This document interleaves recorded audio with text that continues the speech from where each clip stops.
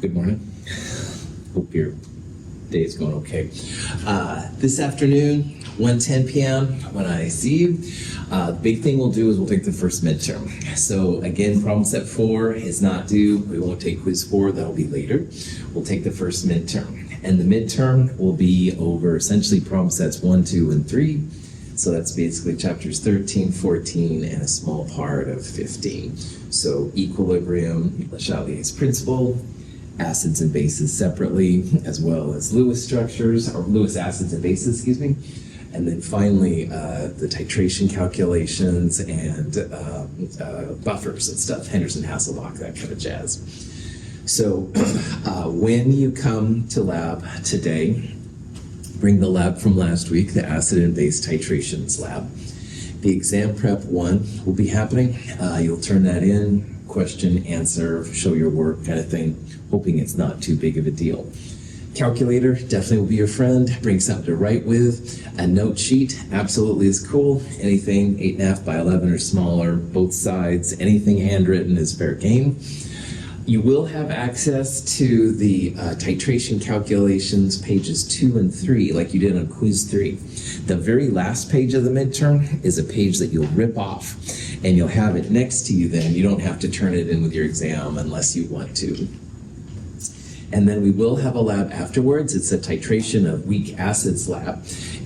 Bring the lab along, definitely. If you have the instructions from the acid-base titrations lab, that will be helpful too.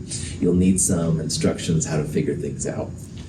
The midterm, 20 multiple choice questions, 4 short answer questions. There's 5 points of extra credit built in if you check that out.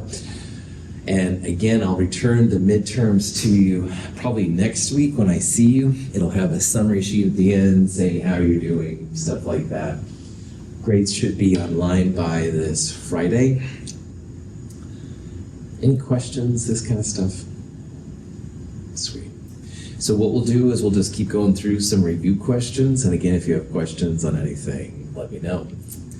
Okay, so this is a question that we did on Friday, and I'm just going to point out the answer and talk about how it goes.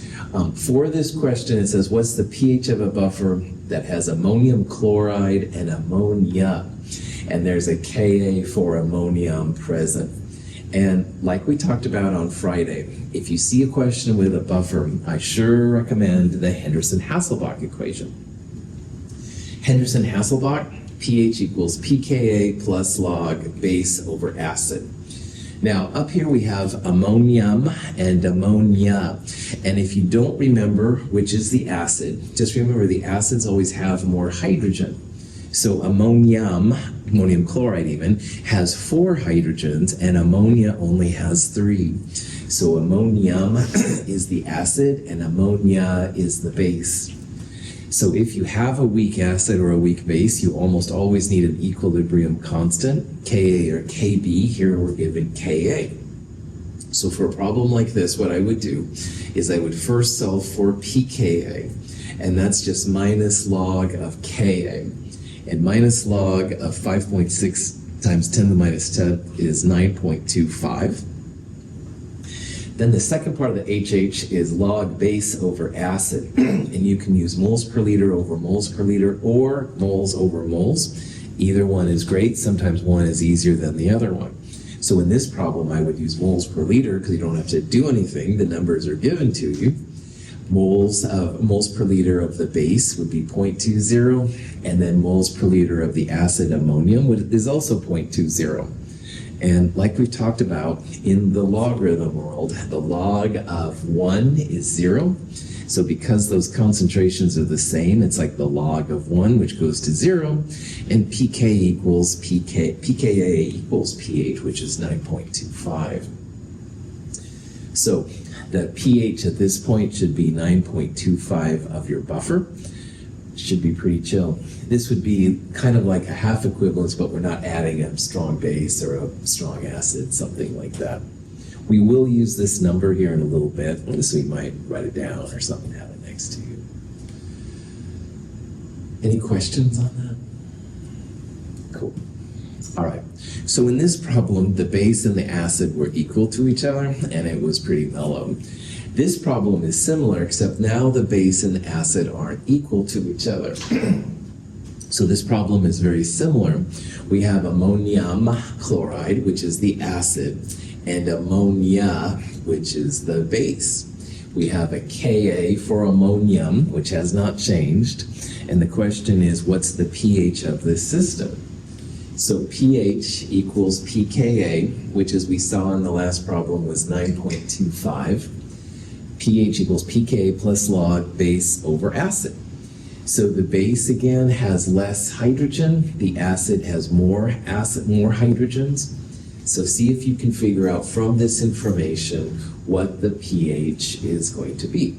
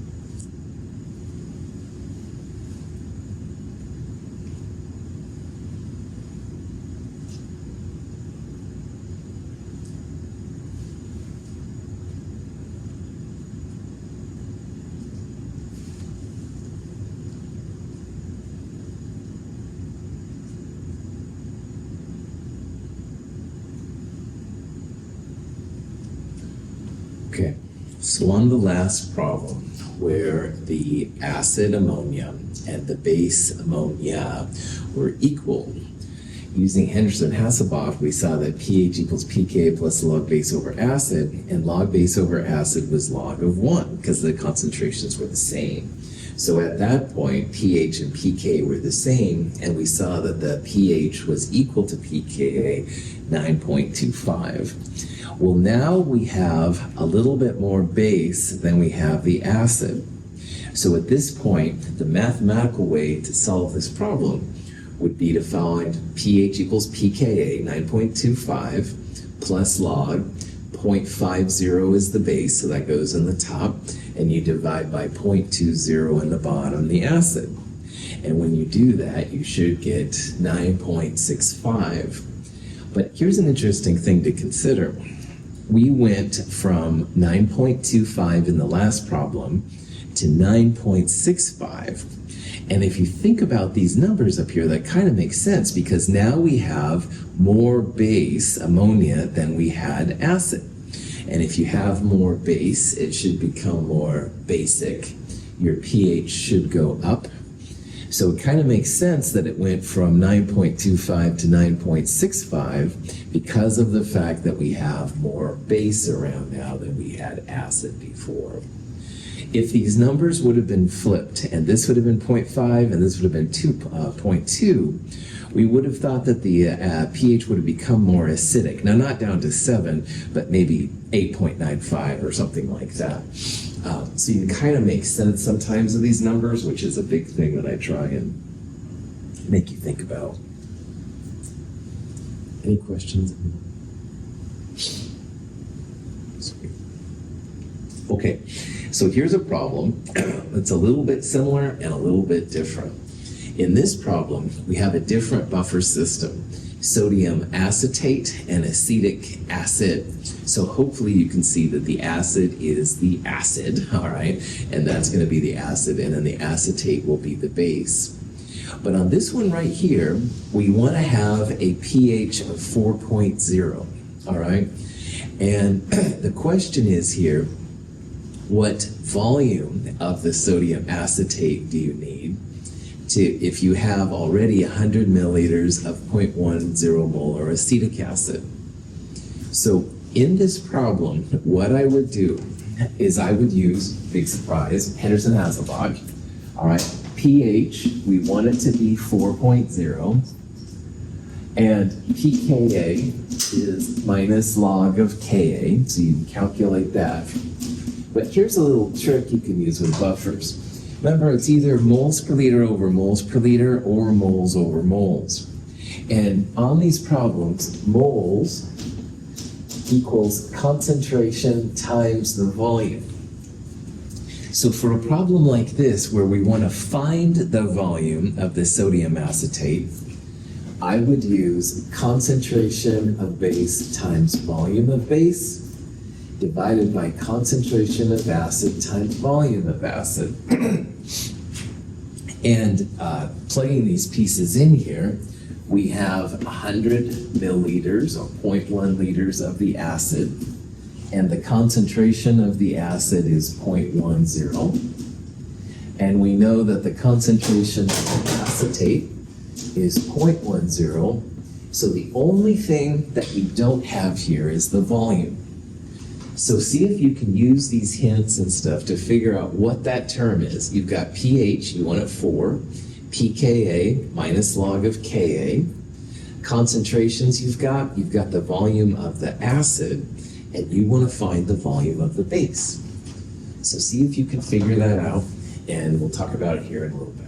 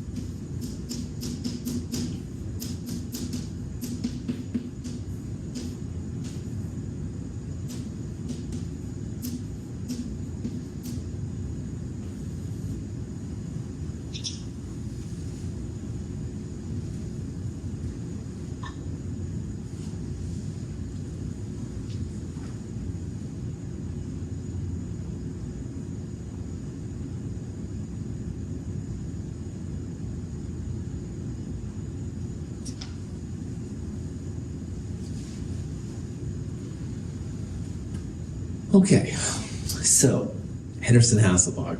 First of all, you don't have to use it if you don't want to, but I don't see why you would. But anyway, it's up to you. pH equals pK plus log base over acid. Now remember, base over acid can be moles per liter over moles per liter, which we did the last problems. But on this one, it makes sense to think about it as moles over moles. And remember, it's moles of the base over moles of the acid. So for this problem, that would be moles of sodium acetate over moles of acetic acid. Now, moles will always equal the concentration, moles per liter, times the volume in liters. So in this problem, if you rewrite the moles of weak base as the concentration of the sodium acetate times the volume of acetate, that's equal to the moles. And we're going to do the same thing with the acetic acid, concentration of the acetic acid times the volume of the acetic acid. So if you use this version, then pH that you want is 4.00, pKa minus log 1.8 times 10 to the minus 5, which is 4.74, and that equals plus log base times volume divided by base the concentration times volume of base divided by concentration of acid times volume of acid. And the only thing we don't know here is the volume of the base. We've got the concentration of it, 0.10. We got the concentration of the acid, and we have the volume of the acid. So you essentially just want to solve for volume of base. Questions on that setup? So what I would do then, 4.00 minus 4.74 is minus 0.74, and that equals log. The concentrations are actually the same number, so they cancel out. So then it's basically volume of base over volume of acid. Now you can use liters and expect an answer of volume of base in liters, but you could also use milliliters, 100 milliliters on the bottom and like X on the top. But either way, to get rid of the log, then you go 10 to the power of, so you'll have 10 to the minus 0.74 on the one side, and that equals X divided by essentially 100 milliliters then, if you want to use milliliters. So X would be this times 100. It comes out to be 18 milliliters. Now, this is a more involved version of what I just said. Here's the pKa minus log 1.8, 10 to the minus 5. Here's how moles equals concentration times volume of both base and acid. And you can see once again how the concentrations are the same on this problem. So here's the 10 to the minus 74. That's again pH minus pKa in this case to get minus 0.74. And 10 to the power of that apparently is 0.182. So you multiply that by the volume, turn the final volume into milliliters. 18 milliliters is what you should need. So this is another tool in the Henderson-Hasselbalch buffer game you can play. If you want a specific pH and you have this much acid, you're going to need 18 milliliters of this base to make that pH possible. Any questions? Some people make buffers all day long, especially if you're in more of a biochemistry kind of situation when you need living systems at a very specific pH. That's where these kind of things can be kind of important. So, but anyway, moving on. Here's a graph. Oh man, I forgot to label what kind of graph it is. All right. What kind of graph is this? All right, and here's 5 possibilities. Now your pH is y-axis as always. It goes from 0 to 14. The x-axis we'll say is 0 to about 40. So see if you can use that information and tell me what kind of graph this is. And you can think about what you start with and what you're adding, and also the equivalence point will help out here too.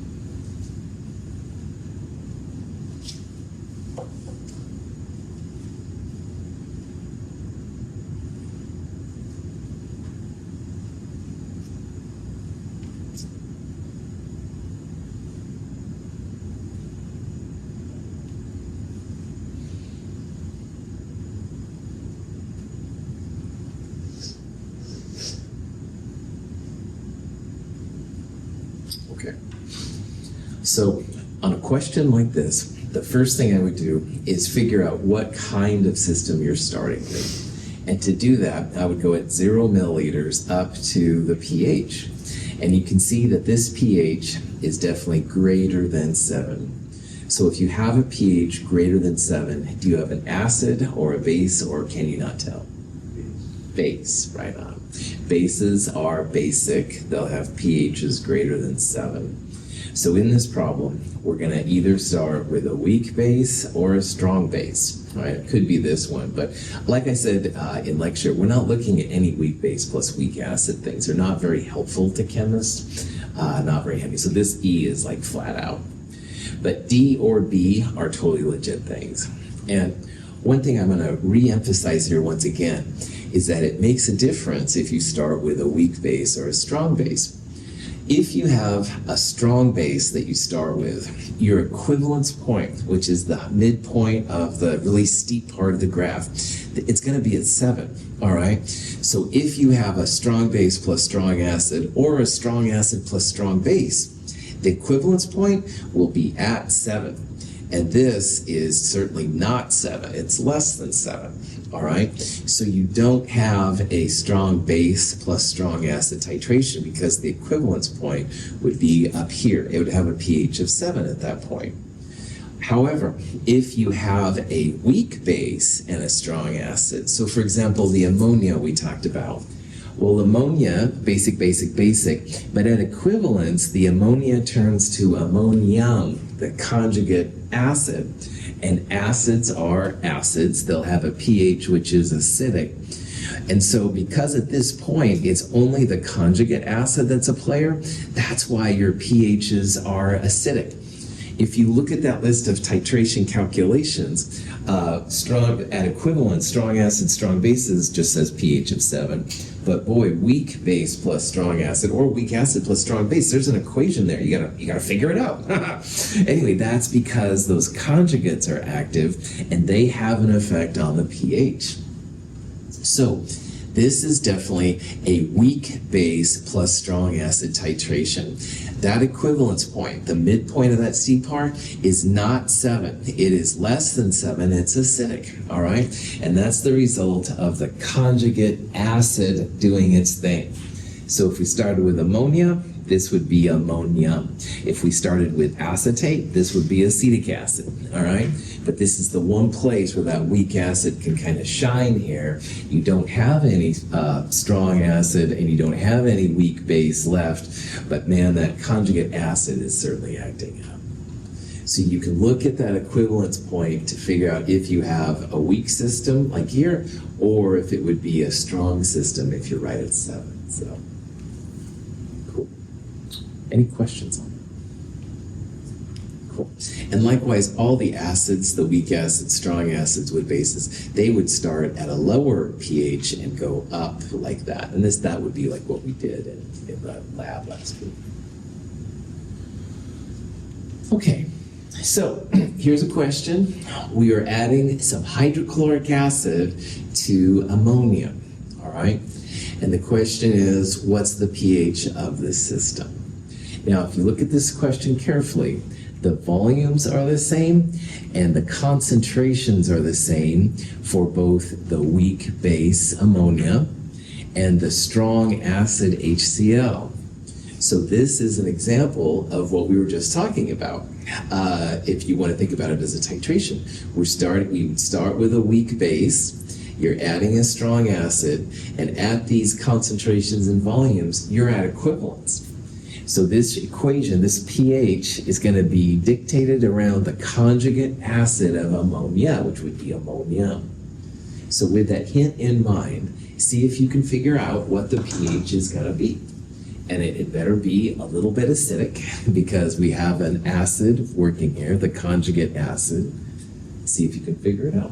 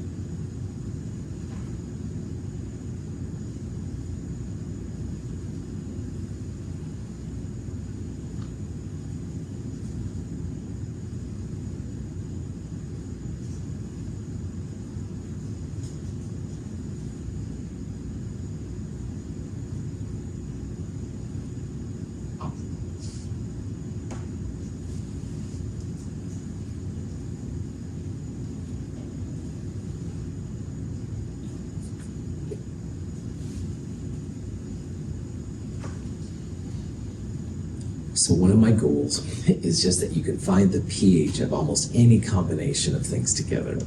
And this is not a titration question, it's not a buffer question, but you can use a lot of the skills that you've used in both of those to figure out the pHs of things like this. So this problem, first of all, you have to identify the species. HCl is a strong acid, and ammonia, as we talked about already, is a weak base. You know it's a weak base because it has a Kb, but also just as a reminder, these 5 strong acids and 3 strong bases, super, super important, all right? So the acid is one of these 5, HCl, so you know it's strong. The base is not one of these 3 strong bases, so you know it's going to be weak. And again, you make sure you know that today, all right, in the midterm. Just make sure you write that down on your note sheet, stuff like that. Anyway. So with this problem, strong acid and weak base coming together. Next thing is what I would do is think about where you are if it was a titration. And it's not a titration, but you can still use those equations. So the volumes are equal, the molarities are equal. If that's the case, that means the moles are equal, and the moles are equal means you are at equivalence. So as we talked about, all that weak base is turned into conjugate acid. There's no strong acid around. So what I would do is find the pH essentially of a weak acid, and that's minus log square root Ka times Ca. And 100 times K has to be less than C, but it will be 100% of the time today. You don't have to worry about that. So Ka you don't have, but you have Kb, so Kw divided by Kb will give you Ka. Kw, 10 to the minus 14th, that's a good thing to know too. Now, the moles, I would take one of these volumes in liters and multiply it by the other one to find the moles. You could use either one, strong acid or weak base, because again, it's the same number. That's going to go in the numerator. And you divide by the total volume in liters. So 15 plus 15 is 30. That would be 0.030 liters. Plug and chug, all you have to do, it comes out to be 4.98. So what I did here is I found the moles, and you can tell that they're equal. So that's the equivalence point if it was a titration. And this isn't a titration, but we can use that equation. And so it's essentially pH minus log square root Ka times Ca, but here I've rewritten the Ka as Kw divided by Kb. And the concentration of the acid here is just moles divided by total volume. And so when you go through all of this, it comes out to be 4.98. It's acidic because equivalence points of weak base plus strong acid are acidic due to this weak acid.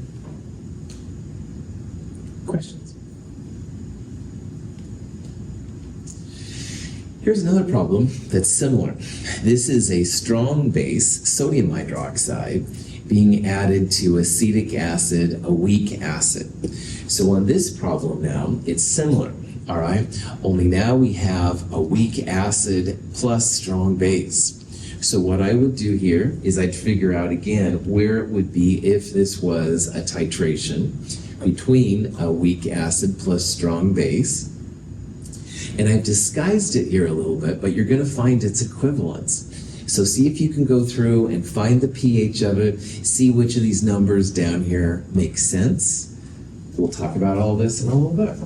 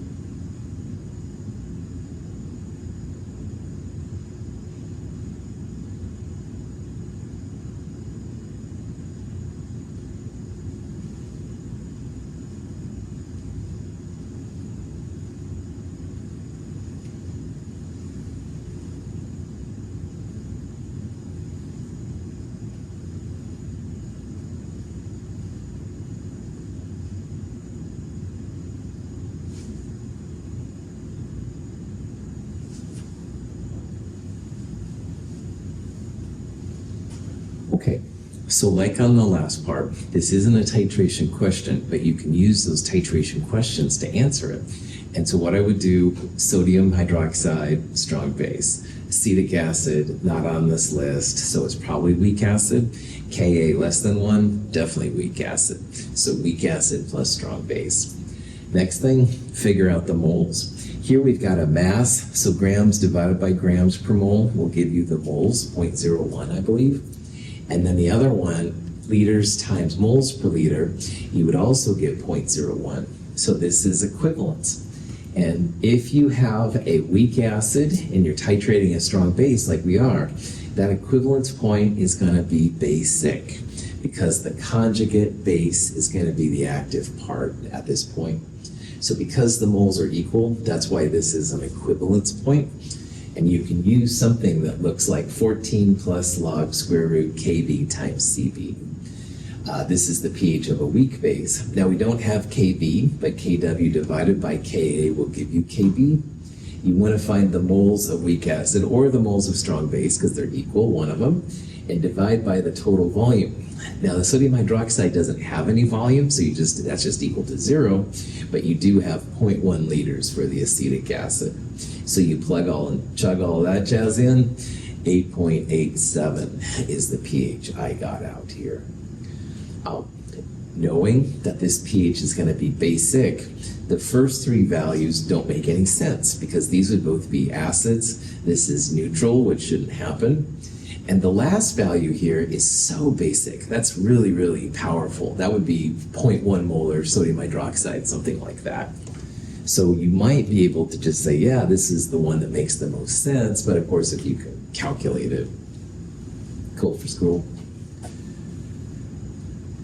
Any questions?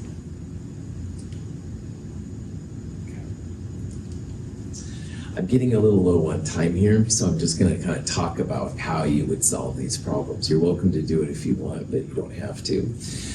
In this problem, we have a strong acid, HCl, and sodium cyanide. You may or may not know what that is, but I give you a Ka for HCN. So Ka for HCN, which is hydrocyanic acid, is a weak acid. So the conjugate base of HCN would be just Cn minus, and that's what we have here. So you can find the Kb for cyanide from the Ka for its conjugate acid and figure out that this is going to be a weak base. And we have 50 milliliters of the strong acid and 100 milliliters of the weak base, as it turns out. So you have more weak base than you have strong acid here. So at this point, if you have more moles of the base, weak base, and the acid, you want to use some kind of equation, which is like pH equals pK plus log base over acid. Even though this is a base, this actually works. And on top of that, if you really look carefully, the acid moles is half the moles of the weak base.